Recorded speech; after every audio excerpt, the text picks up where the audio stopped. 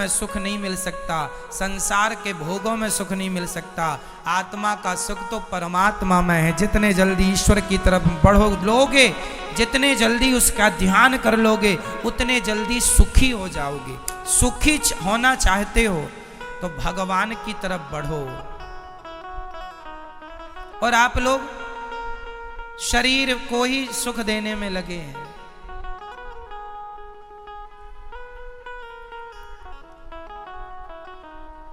शरीर, इसलिए शरीर जो है ये संसार की तरफ ले जाता है आपको। क्यों ले जाता है? क्योंकि शरीर संसार से बना है। संसार में 5 चीजें हैं, पृथ्वी, जल, वायु, अग्नि, आकाश। और ये 5 चीजों से आपका शरीर बना है। तो आपका शरीर आपको संसार की तरफ ले जाता है, क्योंकि संसार से बना है।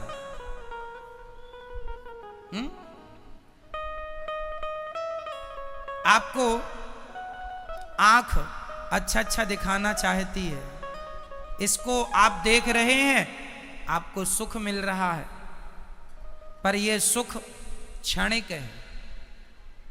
यह सुख क्या है? क्षणिक है, जरा सी देर का। खाने का सुख भी क्षणिक है, जरा सी देर का। भोगों का सुख भी क्षणिक है, जरा सी देर का।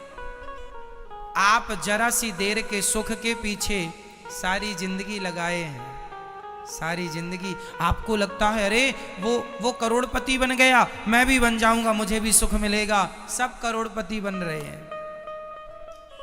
पूछ लो करोड़पतियों से वो कितने सुखी हैं। सुख संसार में नहीं मेरी मां। शरीर का संबंध संसार से है, आत्मा का संबंध परमात्मा से है। और मैं शरीर नहीं, मैं आत्मा हूं। यदि यथार्थ सुख चाहते हो तो भगवान के बन जाओ। नाथ मैं आपको कभी भूलू नहीं, हे श्रीमन नारायण मैं आपको कभी, मैं उनका अंश हूं। पर विडंबना तो देखो, एक शेर का बच्चा गीदड़ों के झुंड में मिल गया, और गीदड़ों के झुंड में मिलकर वो भी गीदड़ों के संग रहने लगा, गीदड़ों की तरह व्यवहार करने लगा, खाने लगा, उन्हीं के संग सोए, उन्हीं के संग जागे, उन्हीं के संग रहे, उन्हीं को अपना बाप समझे, उन्हीं को माता।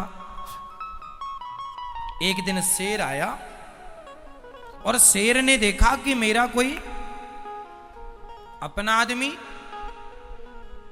गीदड़ों की झुंड में दहाड़ लगाई, तो उसके अंदर से भी वो शेर तो था ही, उसने भी दहाड़ा।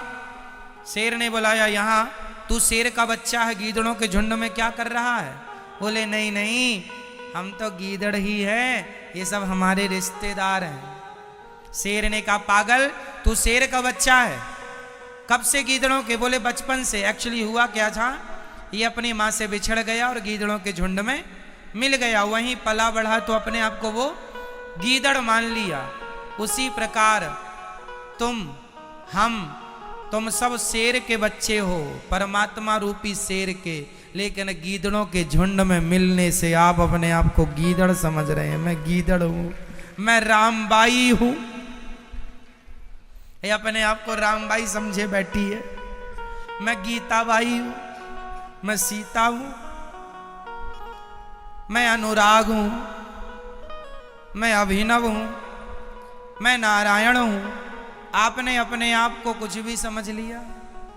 ना तो आप सीताबाई हो, ना गीता हो, ना अंजलि हो, ना राम हो, ना रघुनाथ हो, ना तो घनश्याम हो। तुम शुद्ध आत्मा हो जो ईश्वर का अंश है, बस ये तुम्हारा परिचय है। पर संसार में आए हो गीदड़ों के झुंड में होने से, हुआ, एक गीदड़ ने कहा हुआ, दूध हुआ हुआ। आज तक किसी ने नहीं पूछा क्या हुआ, क्या हुआ, नहीं बस हुआ हुआ हुआ हुआ। बाप दादे कह रहे थे हुआ, तो ये भी चिल्लाई पड़ा है हुआ हुआ हुआ। क्या हुआ कोई नहीं पूछ रहा है, सब हुआ हुआ हुआ। ये बड़ी विडंबना। इसलिए मेरी माँ, ना तुम किसी की माँ हो, ना तुम किसी के बाप हो, ना तुम किसी की चाची हो, ना चाचा हो, ना नाना हो, ना नानी हो, तुम सिर्फ आत्मा हो जो परमात्मा से मिलने के लिए व्याकुल हो। वो तड़प जाग जाए तो मिलना भी होए, पर विडंबना तो ये है तड़पता ही नहीं आदमी।